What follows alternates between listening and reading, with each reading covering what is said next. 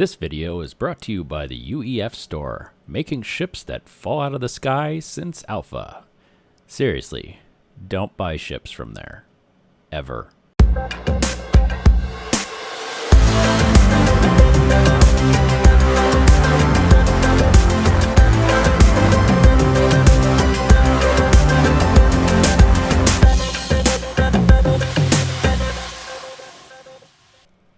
Welcome to Dual Universe, a sandbox MMO type open world space game. So you may have played some Space Engineers before, you may have played some Empyrean, maybe you're old enough to remember StarMade. Well, this game's kind of in the same vein. It uses voxels to build spaceships and stations and buildings.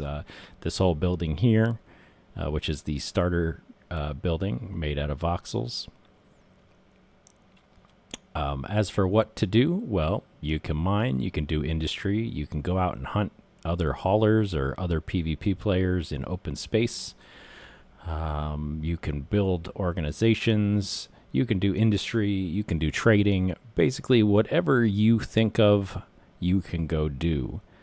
Now, as far as the infrastructure for doing that, well, it's still a work in progress, but this is a beta, so be prepared for bugs, some lag, and some other unforeseen things. Oh, also, the devs change their mind sometimes, so yeah. So, you may have noticed when you started the game that you're getting some choppy frame rates, and oh, it's horrible. Well, the first thing I want to say is go to your graphics settings and turn down the number of threads to 2. So what this does is it limits the amount of other ships and structures and things that are trying to spawn in or that are using your CPU to try to spawn in. So while this limits the amount of structures you can see at a distance, it saves your computer from wanting to kill itself. As I said, this is a beta, so they're still working on certain issues and certain other things. But I have to say, it is a achievement of sorts that they can have so many players all sharing the same universe. There is no loading screens other than the one when you first enter the game. There are no instancing. Everybody's in the same area at the same time. How they do that, I don't know, but maybe Star Citizen can take some notes. Moving on, you turn on motion blur if you want. I hate motion blur. Turn off depth of field, turn off volumetric clouds, voxel quality, if you can do it, do it. Dynamic shadows on low. Do not set it to none. That will do horrible things to your computer. And environmental shadows, medium. You can also set that to low if you're still seeing some issues. Otherwise, that's the thing. Oh, also, you won't be able to click in here if you're on auto. It's going to be like, no, you can't do that.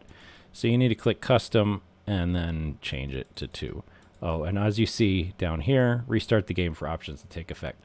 So if you changed all these settings and you come back and you're like, oh, my game's still running like crap, restart your game. Fully, don't just log out. You want to exit to desktop and reload the game. So what's the first thing you should know? Well, when you first come in, you'll have an area that says short tutorial, long tutorial, and a computer person talking to you. Just do all the tutorial. Kind of pay attention as you will. But what happens is once you do the whole tutorial, you'll come through this whole building. There's a bunch of stuff you can see, and you'll get to this area where you have these 2 speeders. It doesn't matter which one you pick. This one, oh, I like how this one looks. Well, grab that one. They both perform exactly the same. There's no difference. So you'll come over here. You'll open here to get the blueprint, and then you'll click on this to get the batch of materials to build the blueprint. And all you have to do is open your inventory, find the blueprint, which is actually in my linked container. Right click it, equip. And it may tell you no equipment tool can use this item. Well, that just means you don't have the tool equipped. You need this one that says deploy construct. Now, by default, it should be on your bar down here, but if it's not, you may need to drag it onto your bar.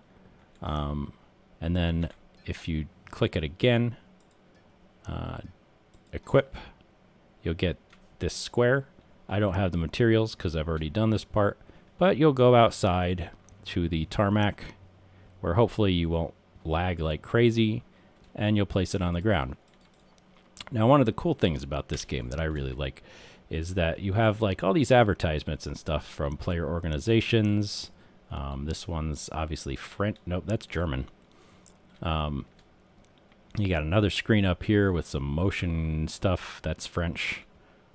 There's another organization over here advertising Ad Astra. So it's kind of cool to roam around these areas. Oh, profits for profits. Somebody put that there. Yeah, it's kind of fun to roam around. The problem is that people have just kind of dropped their ships here and either left the game or they just decided, I don't need that ship anymore, so I'm just going to leave it here, which causes some huge lag issues.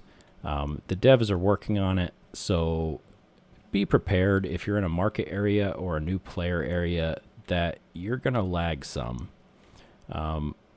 It's just because there's so many constructs around, and they are working on it. If you look at the roadmap when you first start the game, you'll see something that says limiting number of ships, blah, blah, blah, blah. Basically, what they're working on is some way like these areas you can park on, but you can't leave your ship here. Like if you leave it for more than, I don't know what they're doing. But basically, if you leave your ship here for too long, the core becomes public, and anybody can run in here and grab your ship and salvage it, which I would say is great for new players, but I'm going to assume that some of the corps are going to be coming over here on the daily and just going, well, nope, can't take that one. Oh, this one's, let me get my tool out so I can take it apart. Otherwise, maybe you'll get lucky as a new player and you can just be like, oh, I like this. Oh, I could steal it. But that's for the future, not for now. So what you're going to have is you're going to have your speeder. It's probably like this. People have just left their speeders here. So speeder's fine. You can just roam around with it, whatever. So the biggest thing you can do with this speeder is put wings on it. So that's one of my tips, which would actually be tip number 3. So I'm skipping around a bit, but put wings on your speeder, make it a plane. It makes getting around so much easier. What you do is when you put the wings on it, you go to run default auto config.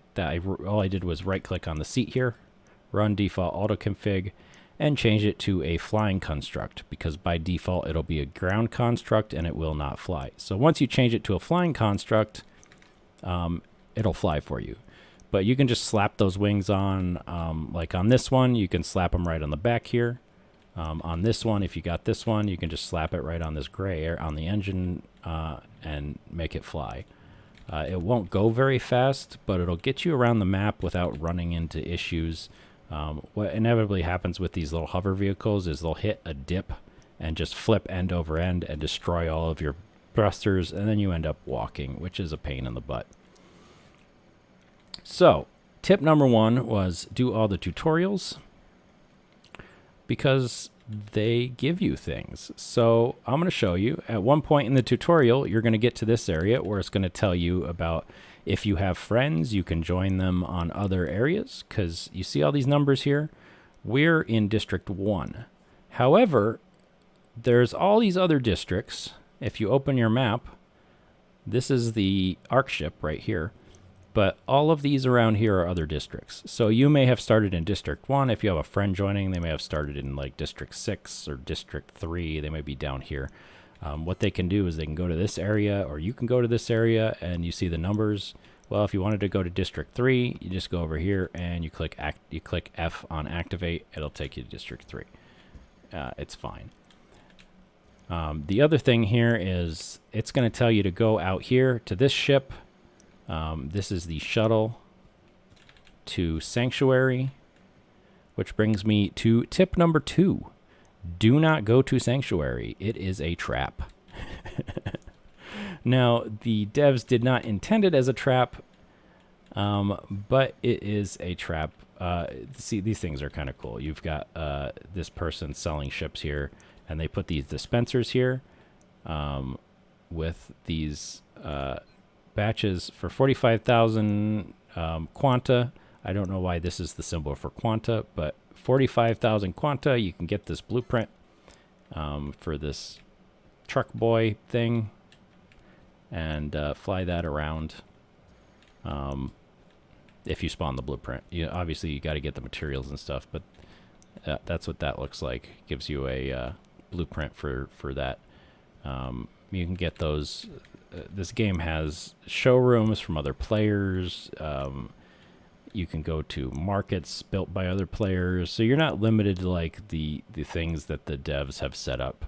I would say that 90% of the time I buy from player markets, but I like ores and stuff like that. I'll sell to the market hubs just because it's a little easier that way. You can't really sell to player markets now. You can buy from them because they have those little kiosks that you can buy materials from, but you can't sell to players, so they can't set up like a station to buy things. That's coming in the future, and hopefully that'll make like player cities more viable and things like that. Anyway, I wanted to talk about these tutorial stations. This goes back to do all the tutorials. It's going to tell you to go to Sanctuary. Don't go to Sanctuary. What happens is you have a free tile claim, Sanctuary tile claim thing, territory claim, and you put it down. Sanctuary's weird. It's set up so you can only mine the tiles that you own, and you can only own one tile on Sanctuary. So you get a free tile, but then if you build on it, you can only mine on that tile. There's no way to get further resources. If you set up a ton of stuff, you're only going to have to tear it down later and move to Alioth anyway. So it's better just to ignore Sanctuary and just set up on Alioth. So you may say, well, I don't have any money. How do I set up on Alioth? Well, do these tutorials from this tutorial station. All you do is you go into one of them. They all do the same exact thing. Click to activate, and you get these tutorials. Each of these tutorials will give you a bunch of free skill points and 50,000 quanta. So if you do all of them, you end up with about like 300,000. Like this is 100,000, 200,000, 300,000, 400,000. So if you do all of them, you end up with 400,000. They're kind of helpful in some ways. In some ways, they're kind of horrible. The mining one is by far the most viable of all of them. So that, I would say, is the most important. The atmospheric piloting, if you can pilot the piece of crap that they give you in the atmospheric piloting thing, you can pilot anything. It's poorly built. I think it was built in alpha. It likes to drop out of the sky for no reason, and it doesn't really climb very well. So if you can fly that thing, everything else will be a breeze. And then this one,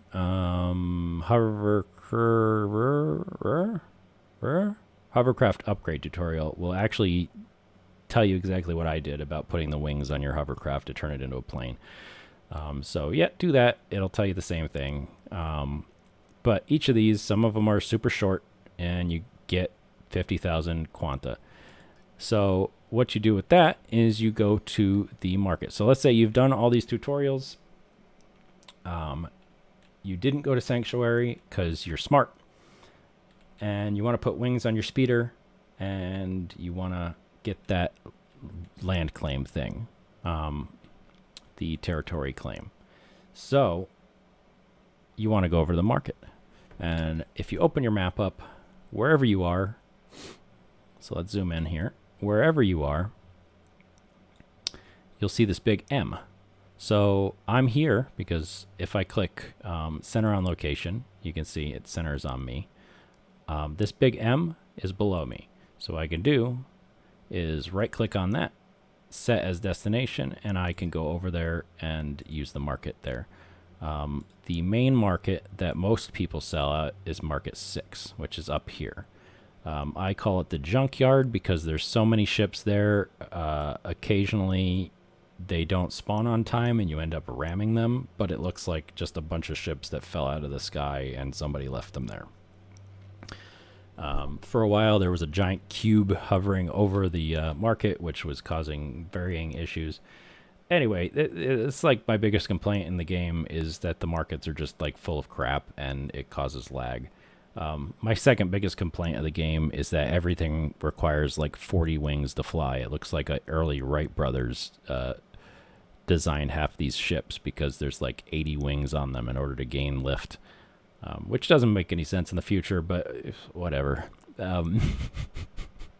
People have found interesting ways to kind of hide the wings or design them into the elements of the ship. So props to them. Hopefully the devs will be like, hey, this is the future anti-grav, hover, VTOL. I don't know. Why do we need 40 wings on a ship? Rant over. So moving forward, you want to go to the market. Handy things to know about the map while I have this open. You can right click anywhere. You can set as destination.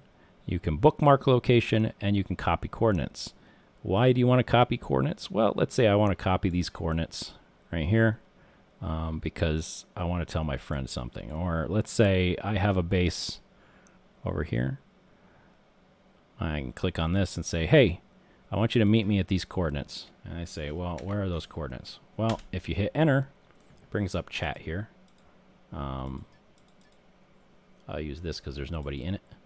If I control V to copy, to paste, and hit enter, it posts the coordinates there. And what your friend can do is then right click on that and set as destination. Or they can copy the coordinates. You can say like, here's the destination of my base. You should bookmark that. Okay, well, right click, bookmark location. They can just name it. It'll save to their bookmarks, which if I open the map up, you got your bookmarks here. And I have like all my bookmarks for different areas. Oh, there's a million coal there. I think I actually mined that, so I should get rid of it. But yeah, bookmarks are great. Point if you want to remember how to get back to a market. Let's say you're over here and you're like, shit, I need to go to market 6. Well, points of interest, click on that. You've got all your markets in here, and you can set your destination of those. Resurrection nodes show everywhere you have a resurrection node placed, and those are the things you respawn at when you die. Whoops. And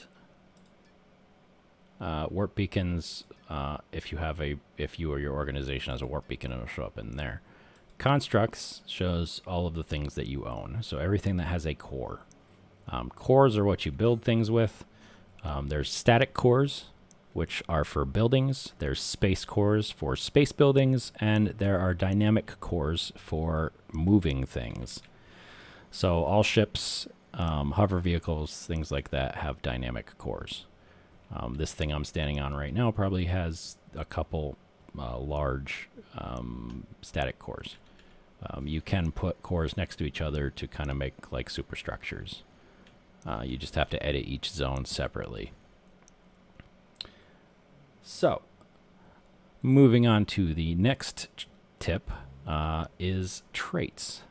So you want to claim a tile on Eliath. Well, if you're a new player and you haven't joined an organization, you're going to have trouble holding that. So let me go home here. What you're going to see if you hit F2, which is the shortcut, is your traits list. So you can see I've got about 2.4 million traits already in here. I've got some traits I got for doing achievements. It's not that much. What you want to do first is go to mining and inventory, which will bring up this screen. You go to inventory manager and nanopack upgrades. Go ahead and put 2 points into nanopack upgrades right off the bat. It'll take like 15 minutes. It'll let you hold an additional 400 liters in your nanopack, and that'll let you hold the pin. And that's what we call territory claims, or pins, because they look like, you know, pins that you put in a map. But you're going to need that in order to hold it. Otherwise, you don't have enough space in your nanopack to carry it. So you'll do what I did and go to the market and buy one, and then go, crap, I can't pick this up. Don't be like me. Be smart. The other thing you want to do is put points in a primary container augmentation. Now what that does is, for each level you have, it gives you 250 meters away from your primary container range. So you can put a container down, and you can link to that container by right-clicking, and you can go by default 250 meters away from it before you lose connection. For every point you have in here, you get an additional 250 meters. So for one point, you're now up to 500 meters. Another point, you're up to, 750, I think. I'm bad at math. And for, another point, blah, blah, blah, upwards and upwards till you can get like 2,000 meters away from your container, which is really helpful. You can put a container down on the surface, or you can drop your ship on the surface and mine directly into your ship's cargo hold. Now, how do you do that? Well, if you have a container, you can right-click on it and select as primary container. And what that'll do is, in your inventory, if you hit I, you'll see this linked container here. Now, by default, your nanopack is your linked container. You'll see this little check mark here. If you click this button that says Set Linked Container as your default container, the check mark moves to your linked container. So now everything you mine or everything you pick up from the market, as you can see when I clicked on that vendor for the Novark Racer, it put it directly into my linked container because that was linked. Let's get rid of that because... and then, you have your stuff in your nanopack. Now, one of the biggest issues sometimes is that you'll have something in your nanopack that you need to access, and you'll try to place it and you'll get like an error or something. Usually that's because you're pulling from the wrong linked container. Like, say that this wasn't clicked and I tried to place this resurrection node, it would tell me that there's no resurrection node in my current container. Well, that's because my nanopack is my main container, and I go, oh, duh, click that, or Control I, and now I can use that. It happens to me a lot when I'm building. It'll say, you don't have any material, and I'm like, I just put 3,000 liters of honeycomb into here. What? Oh, I'm not linked in the container. So if we go over to this random ship here and we right click, you'll see declare as linked container. That's all you click, and it's your linked container. So easy peasy. So I realized as I was cutting this whole video together that it is a bit long. I mean, I go over a bunch of important stuff, but I'm going to cut this into 2 parts just to make it easier for viewing. I'm going to link to the next tutorial at the end of this video, which will be somewhere in the top corner or in the description. Also, you can check my channel out. Don't forget to like and subscribe if you like this content. Feel free to leave me messages in the comments on what kind of information would best help you out, what topics to cover. Don't ask me much about voxelmancy. I'm going to try to cover some building tips and tricks, but I'm not anywhere near as good as people like Stratori, who have apparently doctorates in voxelmancy. So I will leave you guys here and hopefully see you in the next video. Meanwhile, stay safe out there in space, and I will get back to left-clicking in the hole, which is what I do most of the days. Gotta make that money.